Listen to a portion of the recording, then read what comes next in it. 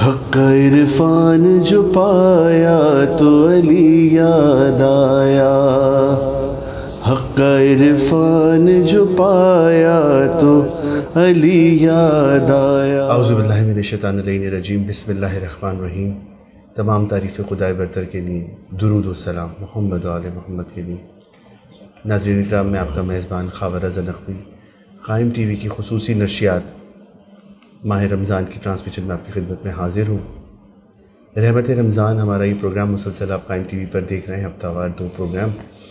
آج بھی ہم مسلسل بات کریں گے حکومت حق اور اصحاب امیر المومنین علیہ السلام پر۔ آئیے چلتے ہیں، اپنے مہمان ہمارے اسٹوڈیو میں موجود ہیں، بے انتہا مصروفیت کے باعث پھر انہوں نے ٹائم نکالا۔ چلتے ہیں ان کی طرف اور ان سے گفتگو کا آغاز کرتے ہیں۔ السلام علیکم۔ جی وعلیکم السلام۔ آپ کا بہت شکریہ کہ آج ان مصروفیات والے دنوں میں آپ نے ٹائم نکال رہے ہیں، اور تہہ دل سے ہم آپ کے شکر گزار ہیں، بھی آپ کو اس کا خاص اجر دیں۔ ہم مسلسل بات کر رہے ہیں حکومت حق اور اصحاب امیر المومنین پر، تو آج مجھے آپ بتائیں کس اصحاب کے ذکر کریں گے آپ ہمارے اس پروگرام میں آج؟ اعوذ باللہ من الشیطان الرجیم، بسم اللہ الرحمن الرحیم۔ ہمارے ناظرین قائم ٹی وی کے دنیا بھر میں ہمیں دیکھ رہے ہیں، اور ماہ مبارک میں اس سلسلے میں ہم گفتگو کرتے آ رہے ہیں حکومت حق اور اصحاب امیر المومنین پر، اور مسلسل آپ نے یہ سماعت فرمایا اس سلسلے میں کہ جناب امیر نے کن اشخاص کا تعین اپنی اس حکومت میں کیا، کہ جس حکومت کے بارے میں علی نے ممبر پر بیٹھنے کے بعد یہ فرمایا کہ آج حق اپنے مقام پر واپس آ گیا ہے، اور اسی جگہ تشریف فرما ہوئے جہاں سرکار دو عالم بیٹھا کرتے تھے۔ اور ہم نے ہر نشست میں یہ کہا، مولا کے گورنروں پہ، مولا کے عہدیداران پہ ہم گفتگو کر رہے ہیں، تو ہم نے یہ کہا کہ جب حکومت حق ہے تو نمائندے بھی حق ہی کے ہیں۔ اور آپ نے یقیناً اس سے پچھلی نشستوں میں بھی جناب سہل کا تذکرہ سنا، جناب حذیفہ کا تذکرہ اور جناب قمبر کا تذکرہ، یہ ہوتا رہا، اور ظاہر ہے کہ آپ آگے بھی سنتے رہیں گے۔ آج جس شخصیت پہ میں گفتگو کرنا چاہ رہا ہوں، اور میرا مطمع نظر یہی ہے کہ بہت سے اصحاب ایسے ہیں جنہیں ہم نسبتاً جانتے ہیں، ظاہر ہے ان کے بارے میں بھی ان کی سیرت اور احوال بھی کم جانتے ہیں، مگر نسبتاً پھر بھی کچھ شخصیات ہیں مالک اشتر ہیں جنہیں مصر میں گورنر لگایا گیا تھا، حضرت محمد بن ابی بکر ہیں جنہیں مولا نے بیٹا کہا ہے، تو ان کا تذکرہ وہ ہے جنہیں ہم نسبتاً مجالس میں بھی سنتے ہیں اور پروگرامز میں بھی ان کا تذکرہ، لیکن تفصیلی بات نہیں ہو پاتی۔ جی ہاں، لیکن میں چاہ رہا ہوں کہ خصوصی طور پہ ان پہ بھی ہم گفتگو کریں گے، لیکن ذرا مختصر۔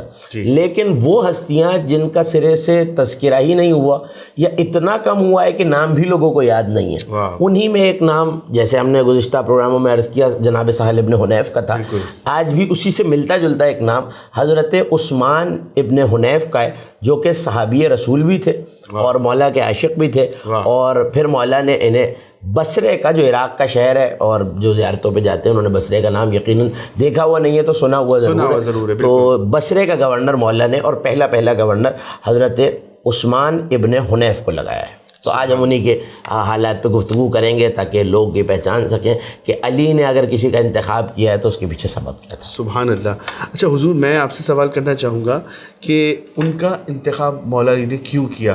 کیا گزشتہ ادوار میں کوئی ان کی کیا خدمات تھی؟ اس پہ تھوڑی سی روشنی ڈالیے۔ دیکھیے، پہلے تو سب سے پہلے وہ انصاری تھے، اور حضرت سہل ابن حنیف کے بارے میں نے یہ عرض کیا تھا کہ وہ بھی انصاری تھے، اور انصار وہ طبقہ ہے جنہوں نے ویلکم کیا ہے، خوش آمدید کہا ہے اللہ کے رسول کو مدینے میں، اور ان کی نصرت کی ہے، تو وہ پہلے ہی نصرت کرنے والوں میں تو شامل ہیں۔ تو یہ انصاری ہونا خود اپنے آپ میں ایک فضیلت ہے، ظاہر مہاجروں کی الگ فضائل ہیں اور انصار کے الگ ہیں۔ تو پہلی تو یہ بات، صحابی رسول ہیں، اور بہت سارے فضائل کے روایات اور احادیث کو اہل بیت کے معاملے میں، اور صرف اہل بیت کے بارے میں نہیں، دین کے بارے میں نقل بھی کیا ہے، تو راویان حدیث رسول میں بھی ہے۔ دوسری بات یہ کہ پیغمبر اکرم کے بعد بھی خلافت ثانیہ کے دور میں، خلافت اولیٰ کے دور میں تو تفصیل نہیں ملتی، بلکہ یہ ضرور ملتا ہے، جیسے ہم نے گزشتہ 2-3 پروگراموں میں عرض کیا کہ 12 افراد ایسے ہیں جنہوں نے پہلی خلافت، چونکہ حق پہ مبنی نہیں تھی، اور اس پہ تفصیل سے گفتگو کر چکے ہیں، اس کو ہر پروگرام میں ظاہر دہرانا ضروری نہیں ہے،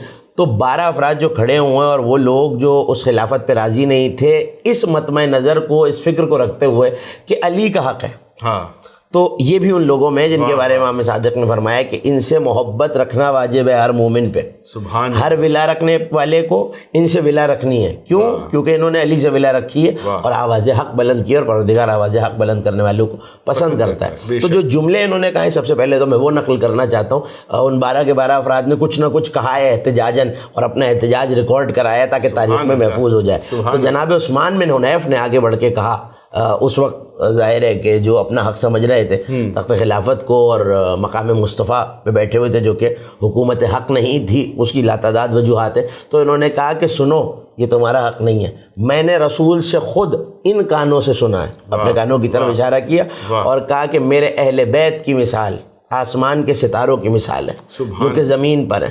دیکھو، نہ ان کے برابر چلو نہ ان سے آگے چلو، بلکہ ان سے رشتہ تلاش کرو. اور شیعہ سنی کتابوں میں یہ حدیث موجود ہے کہ میں شمس ہوں، علی قمر ہے، اور حسنین جو ہیں وہ 2 ستارے ہیں، نجدین ہیں. تو جب سورج نہ رہے تو چاند کی پیروی کرو، اور جب چاند نہ رہے تو ستاروں کے پیچھے چل پڑو. تو کہا اہل بیت ستارے ہیں اور ان کی پیروی کرو، نہ ان سے آگے چلو، ان کی اطاعت کرو اور انہیں رستہ بناؤ، مشعل راہ بناؤ. اور اس کے بعد جو جملہ فرمایا، کہنا ہے کہ میں نے رسول سے بڑھ کے پوچھا کہ سرکار اہل بیت ہیں کون؟ تو پلٹ کے کہنے لگے علی اور علی کے بیٹے. سبحان اللہ، سبحان. اور اس کے بعد انہوں نے آیت پڑھی، کہا کہ تم نے رسول کی حدیث کا انکار کیا. احتجاج ریکارڈ کراتے ہوئے یہ کہا کہ تم نے حدیث رسول کا انکار کیا ہے. اور اللہ قرآن میں سورہ انفال میں یہ کہہ رہا ہے کہ اللہ کے وعدوں سے خیانت نہ کرو اور رسول سے خیانت نہ کرو. واہ واہ واہ.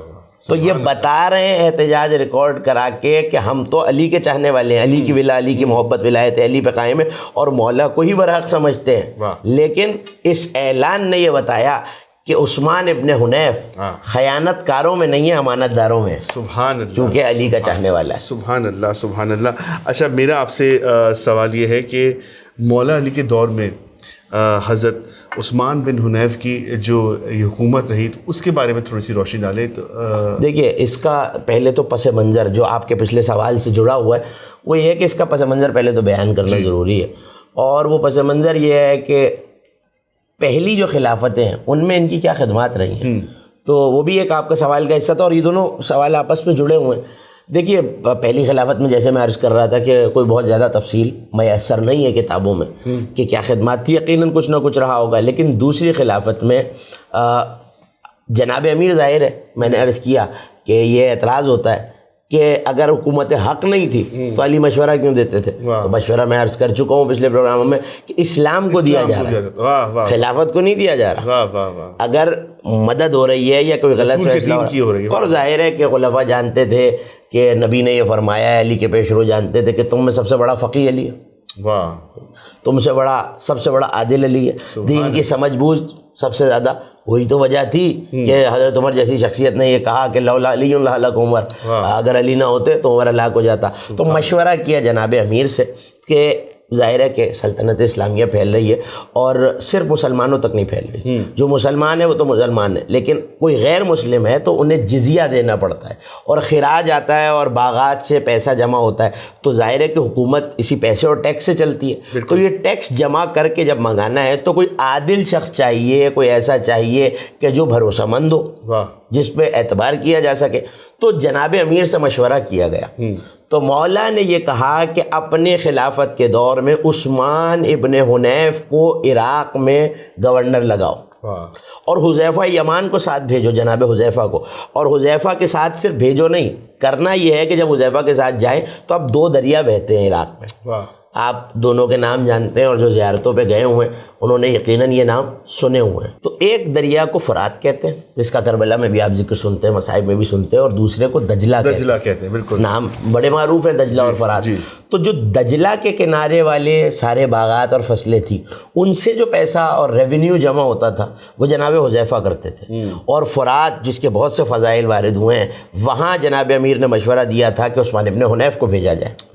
تو اس دور میں بھی، لیکن ہو سکتا ہے کہ کہیں یہ سوال ابھرے کہ بھئی اگر علی کو حق سمجھتے تھے تو پھر اس حکومت میں مدد کیوں کی اور اس کے کارندے کیوں رہے؟ تو علی کے مشورے سے رہے، کیونکہ مولا نے کہا تھا، تو ظاہر ہے کہ جب مولا نے مشورہ دیا ہے تو عثمان ابن حنیف یہ جانتے ہیں کہ میرے مولا نے کہا ہے تو اس میں کوئی نہ کوئی میری بہتری ہے، رہے وہاں پر، اور اس کے بعد بھی خلافت ثالثہ کے آغاز تک وہاں رہے۔ لیکن اب ظاہر ہے کہ ایک بہت بڑا مسئلہ خلافت ثالثہ میں جو تیسرے خلیفہ پہ الزامات ہیں اور اعتراضات ہیں جس کی بنا پر یہ کہا جا رہا ہے کہ وہ حکومت حق نہیں تھی، ان میں اقربہ پروری ہے۔ تو خلیفہ ثالث کے جو دائی کے بیٹے ہیں اور ان کا نام جو ہے وہ تاریخ نے عبداللہ بن عامر لکھا ہے، تو وہ دائی ظاہر ہے کہ اس وقت دودھ پلانے والیاں ہوتی تھیں، تو رضائی بھائی ہوئے خلیفہ کے، انہیں لگایا گیا۔ اچھا، یہ بہت اہم سوال ہے کہ انہیں ہٹا کے مولا نے، دیکھیے ہم نے حضرت حذیفہ کے زمانے میں یہ کہا تھا کہ مولا نے برقرار رکھا ہے، جی، تو یہاں مولا نے اگر تبدیل کیا ہے تو وہاں برقرار رکھنے کی بھی وجہ تھی۔ علی کا کوئی فعل حکمت سے خالی تو نہیں ہوتا، بے شک۔ تو یہاں اگر برقرار رکھا ہے حضرت حذیفہ کو تو بھی کوئی وجہ تھی، اور یہاں معزول کیا ہے تو بھی کوئی وجہ ہے، کیونکہ انہوں نے، ہم یہ وقفے کے بعد عرض کریں گے کہ انہوں نے فتنہ پروری کی ہے۔ ایک تو لگایا بھی اقربہ پروری کی وجہ سے مقرر کیا گیا تھا، اور جس دن سے علی کی بیعت ہوئی ہے وہ خود یہ سمجھ گئے تھے کہ علی مجھے ہٹا دیں گے اور اپنا کوئی کارندہ، اپنا کوئی بھروسہ مند بھیجیں گے، تو انہوں نے ممبر پر چڑھ کے اعلان کر دیا تھا کہ لوگوں دیکھو، میں تو ابھی تک تیسرے خلیفہ کی بیعت میں ہوں، اور زندگی میں جیسے ان کی بیعت میں تھا اب بھی بیعت میں ہوں، تو ظاہر ہے جب پورا عالم اسلام علی کی بیعت کر رہا ہے اور ایک گورنر جو خلیفہ وقت، حاکم وقت کے خلاف بغاوت پہ اکسا رہا ہے لوگوں کو، تو ظاہر ہے کہ علی جانتے تھے، اور مال کی خرد برد کا الزام بھی ان کے اوپر تھا۔ لیکن چونکہ حضرت عثمان ابن حنیف پچھلے ادوار میں بھی صادق و امین ثابت ہوئے تھے، تو اس وجہ سے علی نے مثال بھی قائم کر دی تھی کہ دیکھو میں اپنی چاہت کی وجہ سے، یا میرا چاہنے والا صرف اس لیے نہیں، یہ صادق بھی ہے، امین بھی ہے، اور میرٹ کی بنیاد پر میں اسے بصرے کا گورنر لگا۔ سبحان اللہ، سبحان اللہ، بہت خوب آپ نے روشنی ڈالی۔ ناظرین، ہم حکومت حق اور اصحاب امیر المومنین کے موضوع پہ بات کر رہے ہیں، وقت ہوا ہے بریک کا، تھوڑی دیر میں حاضر ہیں۔ حق عرفان جو پایا تو علی یاد آیا، حق عرفان جو پایا تو علی یاد آیا، حق عرفان جو پایا تو علی یاد آیا، حق عرفان جو پایا تو علی یاد آیا۔ جی ناظرین، ہم بریک سے واپس آ چکے ہیں اور ہمارے اسٹوڈیو میں موجود ہیں مولانا اسد علی زیدی۔ آئیے چلتے ہیں ان کی طرف اور اپنے پروگرام کا آغاز کرتے ہیں۔ حضور، میں آپ سے یہ جاننا چاہوں گا کہ حضرت عثمان بن حنیف، ان کے گورنر کی تقرری جو مولا نے کی، تو اس پر تھوڑی سی مزید اور آپ روشنی ڈالیں۔ جی، وقفے سے پہلے ایک تو ہم یہ بتا رہے تھے کہ دیکھیے، اگر حق کی حکومت علی کہہ رہے ہیں تو پچھلے ادوار میں بھی انہوں نے میرٹ پہ کام کیا ہے، اور ظاہر ہے کہ انہوں نے اپنے آپ کو منوایا، اپنے کردار کو صادق و امین ہونا، اسٹیبلش ہونا، کسی بھی فرما روا کا، حاکم کا، گورنر کا، حکومت کے کسی بھی ادارے میں صادق و امین ہونا بہت ضروری ہے، ورنہ ظاہر ہے کہ ظاہر جن کا تعلق پاکستانیت سے وہ جانتے ہیں کہ نااہل ہو جاتے ہیں، اور حکومتیں نااہل بھی ہوتی ہیں، تو نااہلی ہوتی اسی بنیاد پہ کہ صادق اور امین نہیں رہے۔ تو یہ 1400 سالہ پرانا فلسفہ ہے جو علی نے دیا ہوا ہے کہ حاکم صرف حاکم نہیں، حاکم کا نمائندہ بھی صادق اور امین ہونا چاہیے، اور انہوں نے اپنے آپ کو صادق و امین بنوایا ہے۔ تو اب حضرت عثمان ابن حنیف کو بھیجا گیا، پہلے تو انہوں نے اعلان کر دیا، جب اعلان کر دیا جو گزشتہ عبداللہ بن عامر تھے، تو اب کمال یہ ہے کہ اب میں کیا کروں کہ کرار کا ماننے والا، جری کا ماننے والا تو جری ہوتا ہے، لیکن اب جب وہ لگائے گئے تھے جو گزشتہ صاحب تھے، انہوں نے یہ کیا کہ اعلان تو کر دیا کہ میں اسی بیعت پہ ہوں، اور دیکھو میں خون عثمان کا بدلہ لوں گا، اور میں پیچھے نہیں ہٹوں گا، اور میں چاہتا ہوں تم سب میرے ساتھ ہو جاؤ، اور میں علی کی بیعت نہیں کروں گا، یہ کہہ کے راتوں رات اپنے ایک شخص کو، ایک مال میں سے کسی کو اپنا نائب مقرر کیا، اور بہت سا مال بیت المال میں سے لے کر راتوں رات مدینے کی طرف روانہ ہو گئے۔ اچھا، وہاں کیا منظر ہے؟ وہاں کچھ بیعت توڑنے والے جن میں بڑے بڑے نام تاریخ اسلام کے موجود ہیں، طلحہ و زبیر جیسی شخصیات کے نام موجود ہیں، تو وہاں بیعت توڑی جا رہی ہے۔ اب جب بیعت توڑی جا رہی ہے تو یہ راتوں رات وہاں پہنچے اور جا کے کہا کہ تم لوگ کس انتظار میں، اور تم نے علی کی بیعت کر لی؟ یہ کہنا بتا رہا ہے کہ پہلے سے کوئی گفتگو ہو رکھی ہے کہ تم نے علی کی بیعت کر لی اور میں بہت سا مال لے کے آیا، اور اس کے بعد یہ شام، حاکم شام کے پاس چلے گئے، لیکن صفین میں عبداللہ بن عامر کا کوئی تذکرہ تو نہیں ملتا۔ آئے عثمان ابن حنیف ظاہر ہے وہ جانتے تھے کہ علی نے مجھے ہٹا ہی دینا ہے. عثمان ابن حنیف آئے اور لوگوں میں آ کے اپنی حکومت کو قائم کیا. چونکہ پہلے بھی بصرے میں رہ چکے تھے اور عراق کی سرزمین پہ, تو لوگ ایسا نہیں تھا کہ عثمان ابن حنیف کوئی نیا نام تھا, تو لوگ جانتے تھے. تو بصرے کے لوگوں نے قبول کیا, اور باقی بیت المال کی جو خرد برد ہے انہوں نے مولا کو بتایا کہ جو گزشتہ گورنر رہے ہیں خلافت ثالثہ کے دور میں انہوں نے یہ کیا, اور وہ کچھ مال لے کے گئے, اور اس مال سے معاونت بھی ہوئی ہے. اور اسی عبداللہ بن عامر نے جا کر مدینے میں بہکایا اور بھڑکایا ہے, یا آمادہ کہہ لیجئے کیا ہے ان لوگوں کو جو مولا کے خلاف قتل عثمان کا بدلہ لینے, جس کی وجہ سے جنگ جمل ہوئی ہے, اور وہ نکلے ہیں بصرہ ہی کی طرف. گائے میں بصرے میں لوگ تیار کر کے آئے ہوں, حالانکہ لوگ ذاتی طور پہ نہیں چاہتے تھے, لشکر باہر سے آیا بصرے میں, اور یہی وجہ کہ بعد میں مولا عراق آئے اور کوفے کو دارالخلافہ بنائے. تو کہا میں بصرے میں لوگ بھی چھوڑ کے آیا اور میں نے پیسے بھی آمادہ, اور خود جو ہے وہ نکل گئے. اچھا, اب یہاں پیچھے سے ظاہر لوگ چلے, لیکن قدم قدم پہ مولا کی نظارت دیکھیے, اور یہ بتانا تھا. تو کوئی بہت بڑا جرم نہیں کیا ہے حضرت عثمان بن حنیف نے, لیکن نہج البلاغہ میں مولا علی کا خط موجود ہے جو عثمان کے نام لکھا ہے. روسائے شہر نے, شہر کے امیر لوگوں نے, ایلیٹ نے, جن کو آپ شہر کے بڑے بڑے لوگ کہتے ہیں, انہوں نے دعوت رکھی اور گورنر اس میں شریک ہو گئے. ظاہر ہے کہ ایسی محفلوں میں بلایا جاتا ہے. تو تنبیہ کی ہے مولا نے کہ دیکھو اگر فقیروں کی محفل میں جاؤ تو کوئی بات نہیں, مگر اگر امیروں کی محفل میں جاؤ گے اور ان کے دسترخوان پہ, تو اس سے ایک تو حکومت کا تصور غلط جاتا ہے کہ شاید امیروں کے ہاتھ میں, اور دوسرا وہ جو غریب طبقہ ہے وہ زیادہ ہے اور وہ تم سے متنفر ہونے لگے گا. دیکھو کسی کھانے کی طرف توجہ نہیں دو, تمہارا وہ امام اور پیشوا, اور اس کے بعد جو فضائل جناب امیر نے اپنے پڑھے ہیں اور وہ لکھے ہیں, یہ کمال جملہ ہے, اور اس سے تائید ملتی ہے کہ سنو تمہارے امام نے جب خیبر کا در اکھاڑا تھا تو میں 3 دن کے روزے سے تھا, میں نے غذائی قوت سے خیبر کا در اکھاڑ کے 40 ہاتھ پیچھے نہیں پھینکا تھا. اپنے سر کے اوپر سے مولا نے خیبر کا در پھینکا ہے. اور آپ ایام علویہ بھی اسی رمضان میں آپ سنتے رہتے ہیں مجالس میں کہ خیبر کے دروازے کو پشت سر سے پھینکا اور 40 ہاتھ دور گیا اور خندق پہ رہا. کہ دیکھو میں نے غذائی قوت سے نہیں, الہی قوت سے. واہ واہ واہ واہ, سبحان اللہ. تو علی کو اللہ نے وہ قوت دی تھی. میں تمہارے فعل پہ راضی ہوں, لیکن میں تمہیں تنبیہ کرتا ہوں. اور بہت سے خطوط جو ہیں مکاتیب ہیں مولا کے, 5 یا 6 خطوط ہیں. ظاہر ہے کہ اس مختصر وقت میں ہم سب پہ گفتگو نہیں کر سکتے, لیکن جو کچھ سارے اہم ہیں, مگر کچھ جو میں چاہتا ہوں کہ میرے سننے والوں تک پہنچ جائیں, ان میں جب اہل بصرہ چلیں تو مولا بھی چلیں مدینے سے.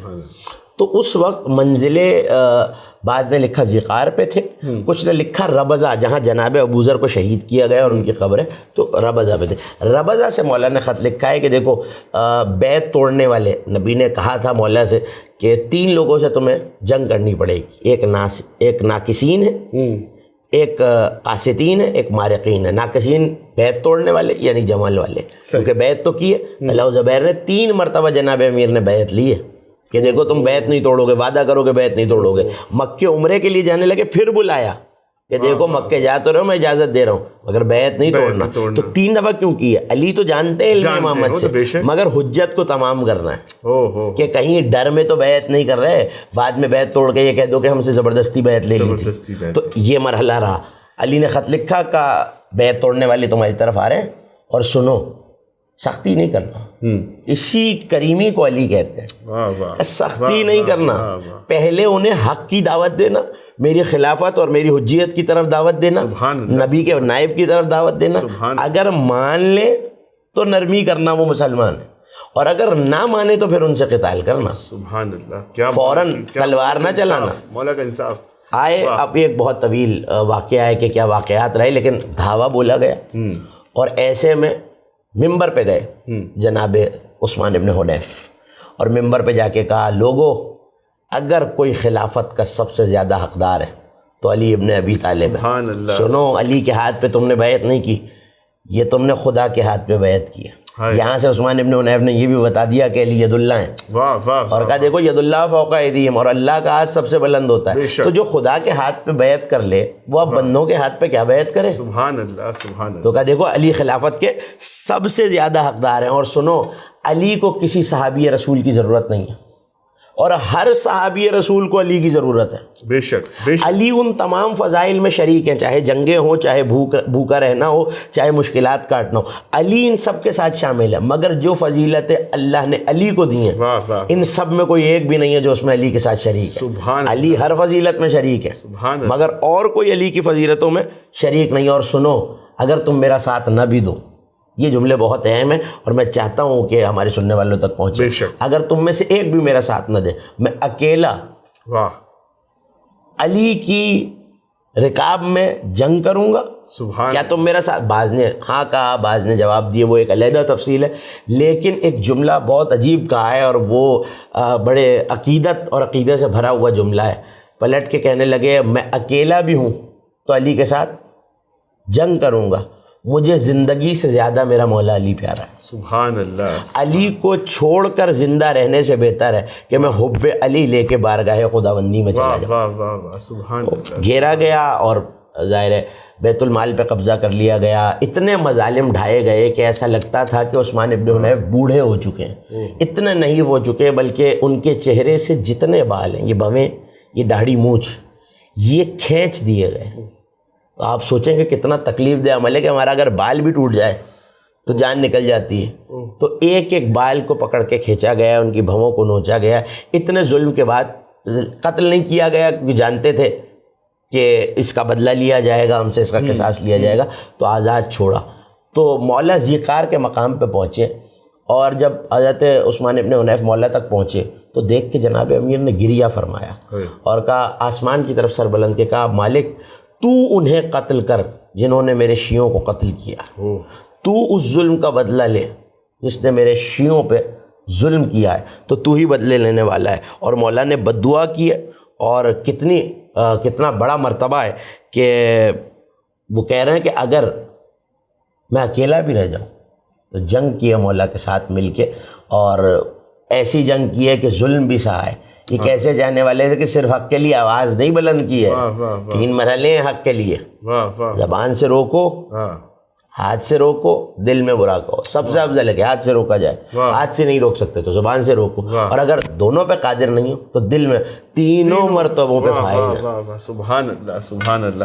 اچھا حضور, آخر میں میرا سوال آپ سے یہ ہے کہ ان کا انتقال ہوا یا وہ جنگ لڑتے وہ شہید ہوئے کیا؟ جی جنگ تو لڑی ہے لیکن شہادت کے بارے میں روایت نہیں ملتی. یہ ضرور ہے کہ یہ مظالم تو ہوئے ہیں جو ان کے بال نوچے گئے ہیں اور مظالم ڈھائے گئے ہیں اور ان پہ جی ہاں, اور انہیں ظاہر زد و کوب کیا گیا, مارا پیٹا گیا, ان پہ مظالم ڈھائے گئے, لیکن جنگ لڑی ہے اور باقاعدہ جنگ جمل کے بعد زندہ رہے اور کوفے مولا کے ساتھ واپس آئیں اور پھر کوفے میں ہی بسے. اور روایتیں یہ کہتی ہیں کہ پھر بیمار رہے اور ایک عرصے تک اس قابل صحت نہیں تھی کہ دوسری جنگوں میں شریک ہو سکے. اور خلافت معاویہ ابن ابو سفیان کے دور میں, معاف کیجیے گا, خلافت معاویہ بن ابو سفیان کے دور میں آخری جو دور تھا اس میں جا کے ان کی وفات ہوئی ہے. تو باقاعدہ ظاہر ہے جو محبت علی میں گزر جائے وہ شہید ہی ہوتا ہے, لیکن تلوار سے شہادت نہیں ہے. ظاہر اتنے مظالم ڈھائے گئے اور اتنی تکلیفیں پہنچائی گئیں کہ یہ شہادت ہی ہے مگر تلوار سے نہیں ہے. بیمار رہے اور آخری وقت تک عشق علی میں سرشار رہے. حضور, میں آپ سے آخر میں یہ چاہوں گا کہ کیونکہ یہ خاص تاریخیں ہیں مولا سے منسوب, تو آپ کچھ شہادت کے ان کے کچھ ایام کے بارے میں. جی, مظلومیت علی کا تقاضا یہی ہے کہ نبی نے یہ فرمایا تھا کہ یا علی, اول و آخر میں 2 شقی ترین لوگ ہیں. ایک وہ جو اللہ کے معجزے ناقہ صالح کی کوچے پہ کرے گا, اور دوسرا وہ یا علی جو تمہاری داڑھی کو تمہارے خون سے رنگین کرے گا.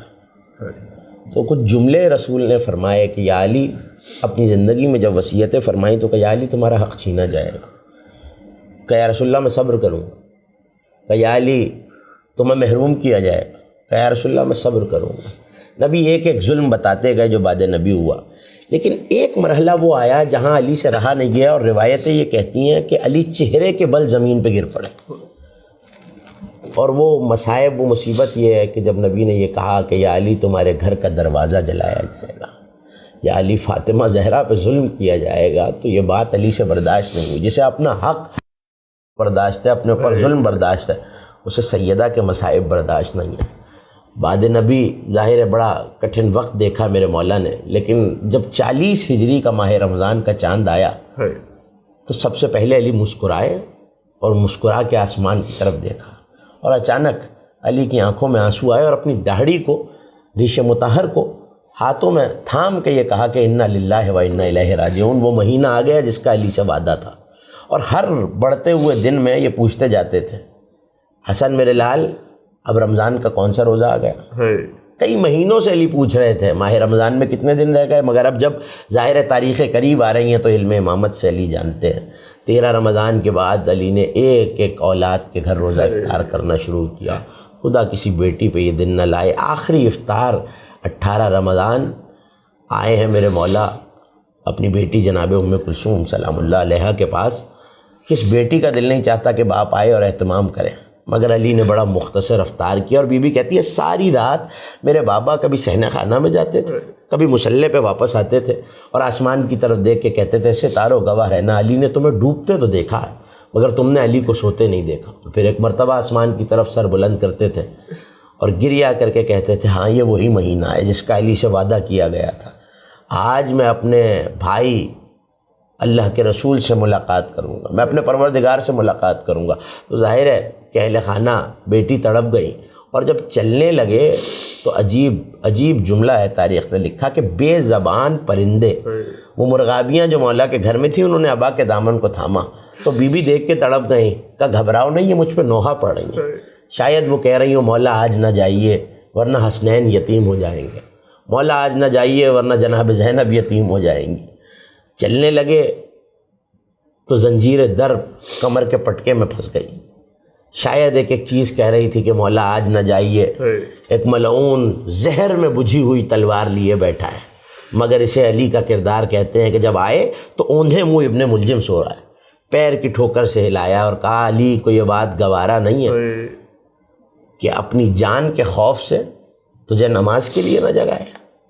ایسے میں میرے مولا نے اذان بھی خود کہی، اور اب جب اذان کہی اور نماز کے لیے صفیں قائم ہوئی تو میرے مولا پہلی رکعت کے دوسرے سجدے میں پہنچے تھے۔